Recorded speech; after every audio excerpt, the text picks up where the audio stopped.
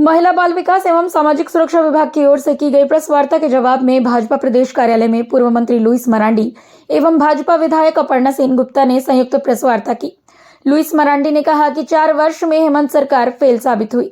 कुपोषण खत्म करने के उद्देश्य से पोषण सखी की नियुक्ति रघुवर सरकार के कार्यकाल में हुई, लेकिन हेमंत सरकार ने इसे खत्म कर दिया। भाजपा की योजनाओं का नाम बदलकर हेमंत सरकार उन योजनाओं पर अपना क्रेडिट ले रही है। राज्य में अब तक महिला आयोग का गठन नहीं हुआ, ये चिंतनीय है। भाजपा विधायक अपर्णा सेनगुप्ता ने कहा कि हेमंत सरकार के कार्यकाल में महिलाओं के प्रति अपराध की घटनाओं में इजाफा हुआ।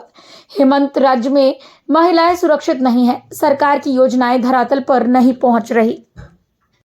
जैसे कि आए दिन हम सभी लोग देख रहे हैं कि सरकार अपने इन 4 सालों का कार्यकाल पूरा कर लिया है और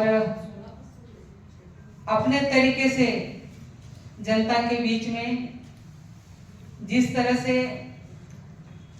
आंख में धूल झोंक कर सत्ता में आने का उन्होंने काम किया था, अभी फिर से वही काम उन्होंने शुरू किया है कि सरजमीन पर आप देखेंगे तो उनका काम कुछ दिखता नहीं है, लेकिन खाता बही में आप देखेंगे तो वो अपना काम गिनाने जरूर लग जाते हैं।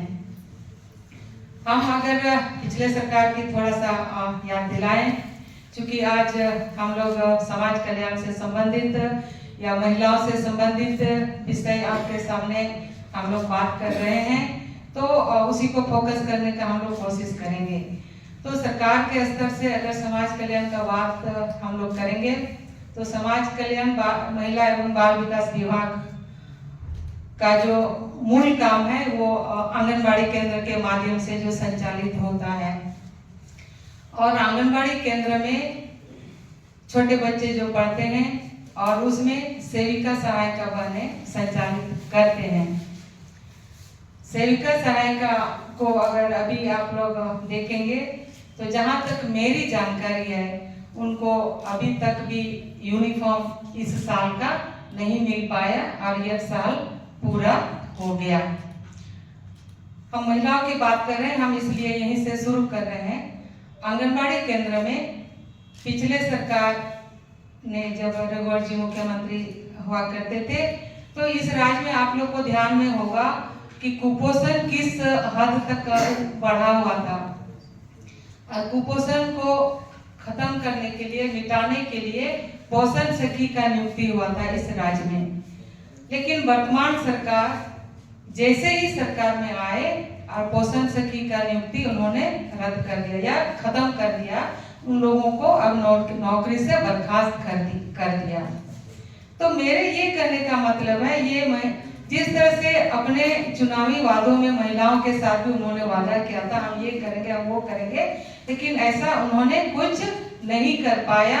और जो अभी भी वो बातें जो बोल रहे हैं वो झूठ बोल बोल के लोगों को दिग्भ्रमित करने का उन्होंने काम करना शुरू कर दिया है। हम बताना चाहते हैं कि मुख्यमंत्री सुकन्या योजना जो शुरू हुआ था, पिछले सरकार ने शुरू किया था, लेकिन वर्तमान में उस योजना का नाम बदलकर सावित्रीबाई फुले के नाम से लागू है, चालू किया गया है। लेकिन हमारा ये कहने का मतलब है, आप योजना तो वही है, लेकिन नाम बदल के आप क्या करना चाहते हैं? बोतल वही है, आपने ढक्कन सिर्फ बदल दिया है। तो इन्होंने इस तरह का काम किया है। पिछले सरकार ने 0 वर्ष से शुरू किया था यह पैसा देने का, जो एक स्लॉट में 5-5 हजार दिया जाता था, और इस सरकार ने 8वां क्लास से देना शुरू किया है। तो अगर जो गरीब लोग हैं तो पहला से 8वां तक वो कैसे भेजेगा, कैसे पढ़ाएगा? कोई सीधा तो 8वां क्लास में भर्ती नहीं होगा। तो ये एक तरह से, इसीलिए हम बार बार बोल रहे हैं, लोगों को दिग्भ्रमित कर रहे हैं, उनके आंख में धूल झोंकने का वो काम कर रहे हैं।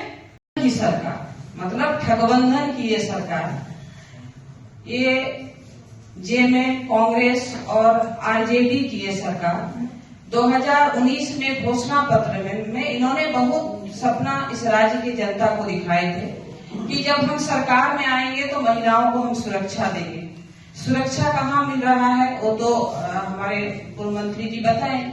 आज इस राज्य की जो बच्चियां हैं या महिलाएं हैं, अगर बच्चियां घर से स्कूल कॉलेज जाती हैं तो जब तक घर नहीं लौटती हैं तब तक पेरेंट्स लोग का चिंता रहता है कि हमारी बच्ची सही सुरक्षित घर लौटेगी क्या नहीं। ये बहुत बड़ा बात है।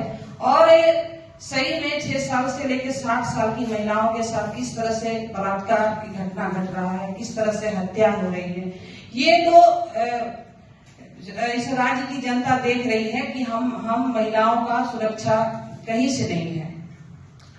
चुनाव के समय बहुत वादा किए थे कि महिला सुरक्षा को देखते हुए कि जब हम सरकार में आएंगे तो महिलाओं के सुरक्षा को देखते हुए हमें महिलाओं का बैंक का स्थापना करेंगे। हमें महिलाओं के लिए थाना, इन्होंने खुद वादा किए थे 3 लाख आबादी में हमें महिलाओं का थाना का मतलब हम स्थापना करेंगे। और हम लोग महिला जनप्रतिनिधि होने के नाते बराबर विधानसभा में क्वेश्चन करते हैं कि 3 लाख आबादी का जो आपने घोषणा किए थे 2019 में वो कहाँ गया। इस पर हम लोग को बोलने नहीं दिया जाता है विधानसभा में। साथ ही ये महिला विरोधी सरकार है। ये महिला विरोधी सरकार है। हर साल डायन के शक में महिलाओं की किस तरह से हत्या किया जा रहा है।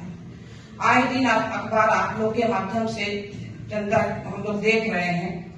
महिलाओं का जो खिलाफ अपराध रोकने में सरकार पुलिस पूरी तरह नाकाम साबित हो रही है। किसी तरह से ये सरकार महिलाओं का सुरक्षा हो, सम्मान हो नहीं मिल रहा है। आप लोग देखते हैं शिक्षा के विषय में कस्तूरबा विद्यालय में बच्चियों का कोई सुरक्षा नहीं है। आए दिन कस्तूरबा विद्यालय में देखते हैं कि बच्चियां किसी तरह से गार्ड का व्यवस्था नहीं है। हम अपना विधानसभा में ही बोल रहे हैं निरसा में, वहां से कुछ दिन पहले बच्चियां अचानक गेट से बाहर चल जा रही हैं, कोई सुरक्षा नहीं है। फिर पता चल रहा कि वो अपना घर चल गई है। तो किस तरह से अपना घर वो चली गई, कोई सुरक्षा की व्यवस्था नहीं है, पौष्टिक आहार नहीं है। तो ये मिला जुला के ये जनविरोधी सरकार, जनविरोधी में सब आता है, लेकिन विशेष करके ये महिला विरोधी सरकार है। महिलाओं किसी तरह से सुरक्षित नहीं है। ये गरीब महिलाओं को 2000 रुपये प्रतिमाह चूल्हा खर्च का घोषणा किए थे। हम चूल्हा खर्च देंगे, कहीं से कोई साबित नहीं हुआ।